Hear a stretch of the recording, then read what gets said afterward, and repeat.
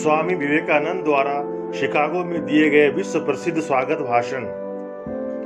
स्वामी विवेकानंद ने 11 सितंबर 1893 को Chicago America में हुए विश्व धर्म सम्मेलन में एक बेहद ही चर्चित स्वागत भाषण दिया था। विवेकानंद का जब भी जिक्र आता है उनके इस भाषण की चर्चा जरूर होती है। स्वामी विवेकानंद जब शिकागो धर्म संसद में भाग लेने पहुंचे तो भारत को तीसरी दुनिया मानने वाले और सपेरों का देश कहने वाले अंग्रेज उन्हें देख मन ही मन मुस्कुरा रहे थे। उन्होंने स्वामी जी का मजाक उड़ाने में कोई कसर नहीं छोड़ा। भाषण के लिए जब स्वामी विवेकानंद का नाम पुकारा गया, वह बड़े ही सहज भाव से मंच की ओर बढ़े। पूरे विश्व की निगाहें मंच की ओर टिकी हुई थी कि भारत क्या बोलेगा, भारत क्या कहेगा।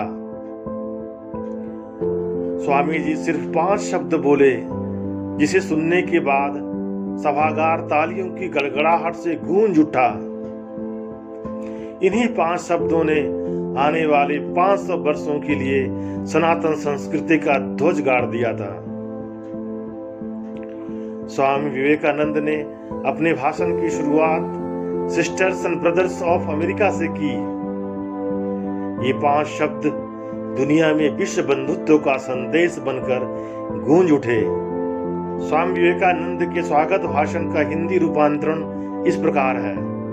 अमेरिका वासी बहनों तथा भाइयों, आपने जिस सौहार्द एवं स्नेह के साथ हम लोगों का स्वागत किया है, उसके प्रति आभार प्रकट करने के निमित्त खड़े होते समय मेरा हृदय अवर्णनीय हर्ष से पूर्ण हो रहा है। संसार में सन्यासियों की सबसे प्राचीन परंपरा की ओर से मैं आपको धन्यवाद देता हूँ। धर्मों की माता की ओर से आपको धन्यवाद देता हूँ और सभी संप्रदायों एवं मतों के कोटि कोटि हिंदुओं की ओर से भी धन्यवाद देता हूं।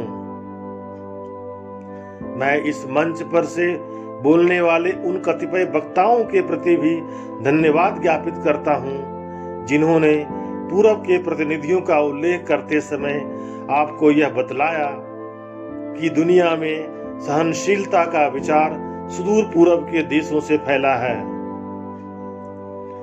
मैं एक ऐसे धर्म का अनुयायी होने में गर्व अनुभव करता हूँ जिसने संसार को सहिष्णुता तथा सार्वभौम स्वीकृति दोनों की ही शिक्षा दी है। हम लोग सब धर्मों के प्रति केवल सहिष्णुता में ही विश्वास नहीं करते, वरन समस्त धर्मों का सच्चा सम्मान भी करते हैं।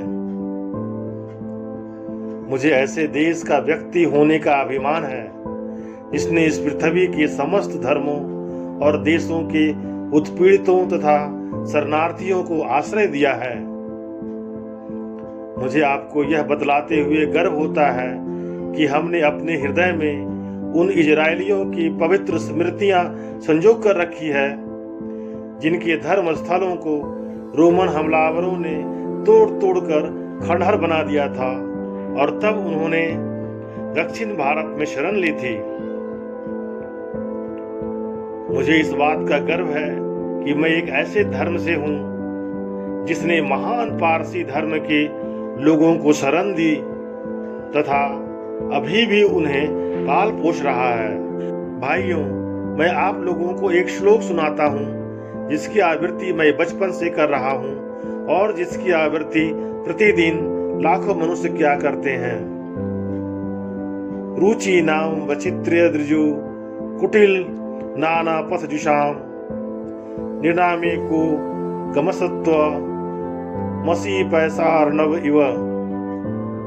अर्थात जिस तरह अलग अलग स्रोतों से निकली विभिन्न नदियां अंत में समुद्र में जाकर मिलती है, उसी तरह मनुष्य अपनी इच्छा के अनुरूप अलग अलग मार्ग चुनता है।